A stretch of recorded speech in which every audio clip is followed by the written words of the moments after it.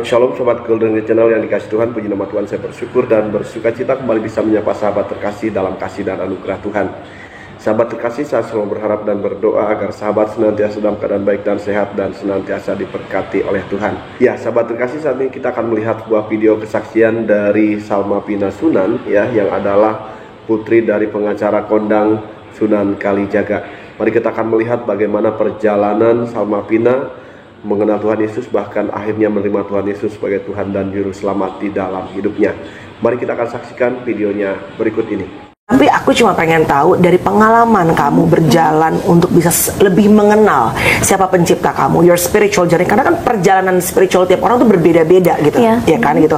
Ada yang like roller coaster, ada yang udah santai gitu aja sampai mati, ya tenang terus gitu. Everybody is different. Tapi kalau dari kamu sendiri deh, sampai kamu akhirnya viral dan banyak orang akhirnya beropini banyak.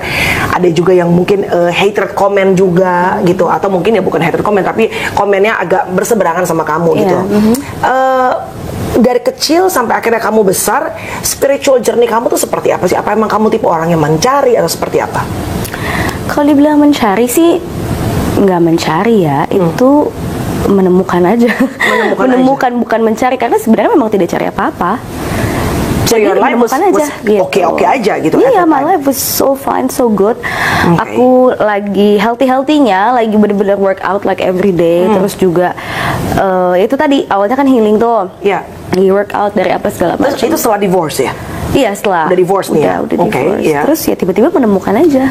And there's nothing wrong with that gitu. Menemukannya dengan cara apa? Kalau misalnya orang kan ada yang pertama mungkin ngerasa gue gelisah nih. Kalau kamu tuh kejadiannya seperti apa sih kalau boleh tahu? Kalau aku kan emang orangnya suka baca ya, Kamel, gitu. Jadi waktu itu memang lagi randomly ke salah satu bookstore aja di mall, salah satu mall. Terus buku yang aku cari itu nggak ada, tapi there's this one specific book yang pick my interest gitu loh, yang kayak menarik nih gitu untuk dibaca. It's just out of curiosity aja, nggak ada rasa kayak apa iya ya, atau ada rasa ragu, ada suara yang menuntut. No. Itu benar-benar kayak aku yang suka baca dan mau baca hal lain aja, hal baru. Iya, dan ini penasaran aja ngeliat. Iya, penasaran aja. Dan itu pun tadi kamu bilang tidak berada di rak buku-buku religi. Iya, jadi tiba-tiba ada aja di situ. Gitu. Setelah kamu menemukan buku itu, and then what happened? Ya beli aja. Beli, and then you read it until it's finished gitu. Iya, sampai habis. And then what happened? How did you feel at that time? Gini, kan aku orangnya pada saat baca buku itu kan aku suka notes, terus suka nulis apa sih yang aku dapat dari buku itu, suka bikin ringkasan gitu ya.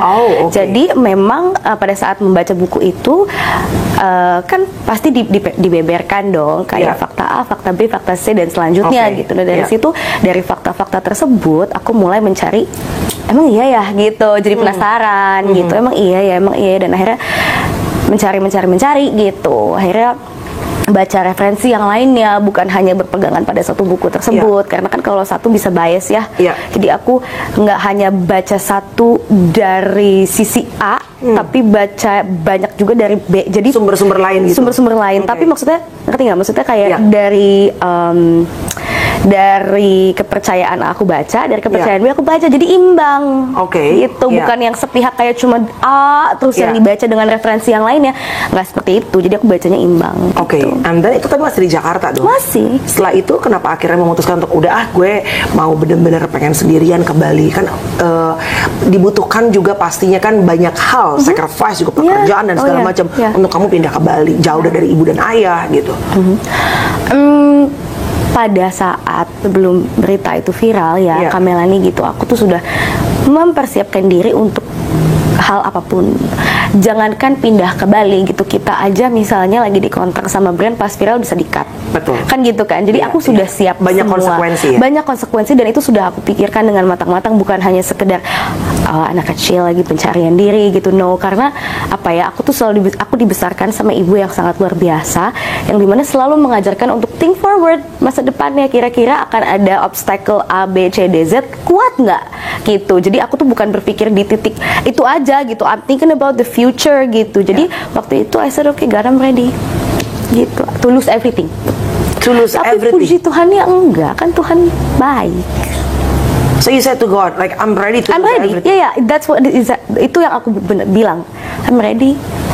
Bukan berarti I'm ready terus jadi kayak, oh aku udah percaya ini nih sekarang. Enggak sih, aku cuma bilang ini, Tuhan, at your own time orang-orang akan tahu, dan by that time I hope you prepare me untuk menerima segala macam bentuk kejahatan orang-orang gitu loh. Dan he did prepared me so well, makanya nggak ada yang miss, nggak ada yang kok gini ya, nggak ada yang merasa kayak it's so hard gitu. Hard pasti gitu, cuma kayak nggak ada yang ngeluh kayak it's so hard gitu. Sorry kenapa I made that decision tuh nggak ada. Yep, okay, sorry. Gitu. So, wow, I'm speechless like karena aku tahu untuk mengucapkannya, Tuhan aku siap, itu kata-kata yang mudah. Iya. Tapi saat dijalanin, journey-nya itu, journey-nya it's not easy at all gitu loh. Oke, dalam perjalanan yang tidak mudah, musim yang tidak mudah itu, kamu tadi bilang bahwa Tuhan siapin. So you felt at that time bahwa tangan Tuhan menyertai kamu. Iya. Balik lagi di spiritual journey kamu. Apa yang kamu rasakan pada saat kamu lagi ngerjalan berat sekali, tapi kamu ngerasa Tuhan topang kamu? Ya pada saat viral itu damai banget rasanya, luar biasa. Mau diapain aja, tapi di sini tuh nggak bisa bohong. Nggak ada rasa takut, rasa sedih pasti ya gitu, karena kan orang tuh harus tahu gitu kan. Cuma damai. Oh my God, that damai yang itu salah satu juga yang ngebuktiin bahwa kayak yes you are real gitu sih. There's a piece yang damai yang nggak bisa diungkapkan kayak lagi. Oke, let's say I run away kan dulu kan ada beritanya I run away. Iya, tapi during those run away, I'll di setiap harinya berdoa aja terus. Pada saat run away itu berdoa terus tuh. Sampai pada saat bukan ketahuan ya, sampai pada saat halayak banyak tahu, ya aku udah ready gitu. Pekerjaan puji Tuhan nggak ada yang kehilangan. Tetap aja stabil. Iya, cuma maksudnya gini, pekerjaan stabil puji Tuhan gitu kan. Cuma maksudnya kan kesempatan-kesempatan yang di Jakarta tuh hilang ketika pindah ke Bali. Contohnya kayak gini, podcast sama Kamela ini kan hilang kesempatan itu kan sama orang-orang karena jauh gitu kan. Jadi ya kayak gitu, Tuhan masih mencukupi semuanya luar biasa, dahsyat and everything. Sangat terberkati. Waktu pada saat kamu viral kemarin, were you happy at that time? Cause gini, karena kan ada orang yang pengen viral, ada orang yang tidak sengaja viral, and ternyata guys, setelah jadi viral, not everybody feel happy loh pada saat viral. Tapi memang ada yang mungkin juga enjoying it. Karena again, aku percaya bahwa semua orang berbeda-beda gitu. Were you happy at that time when you so viral gitu? Dibilang happy, lega, karena kan I told you at your timing people will know. Berarti kan sudah waktunya, gitu aja. Sebelum sudah set up itu untuk menjadi viral di waktu yang itu, jadi ya sudah gitu. Sebelumnya kamu kan beberapa kali sebenarnya viral kan, banyak berita-beritanya sebelum maksudnya viral dengan akhirnya orang tahu apa dan segala macam. Tapi sebelumnya kan kamu juga pernah viral berita A, B dan C gitu. No peace. Did you feel peace at that time? No. Were you happy at that time dengan keviralan? I'm emotionally drained.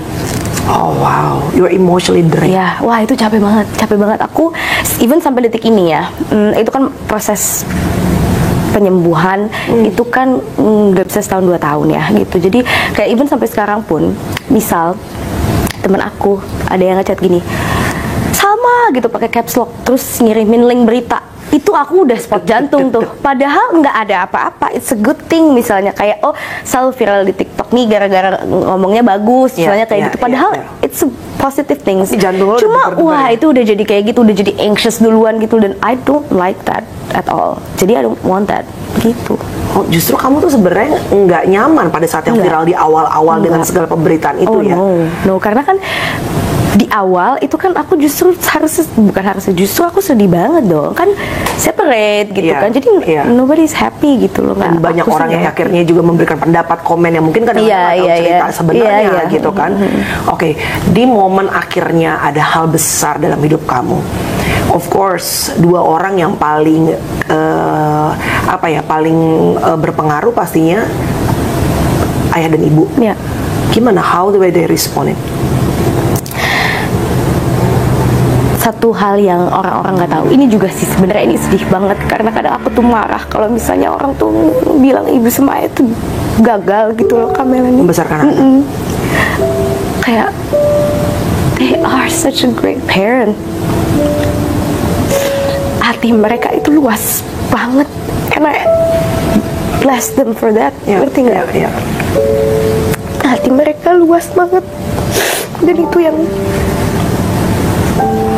oh my god, hati mereka udah nggak usah diomongin deh. Kayak karena kan itu beruntun kan, Kamel. Betul. Beruntun banget, tidak gitu kan. That's why I'm saying kayak hati mereka itu luas banget, dan Tuhan tahu porsinya mereka itu semana. Jadi mereka masih bisa berdiri untuk nguatin aku. Mereka masih bisa berdiri untuk nguatin kamu. So untuk menerima, untuk semuanya. Jadi mereka tetap mengasihi kamu. Iya, tetap seperti sama Vina, nggak berubah seperti dulu. Enggak.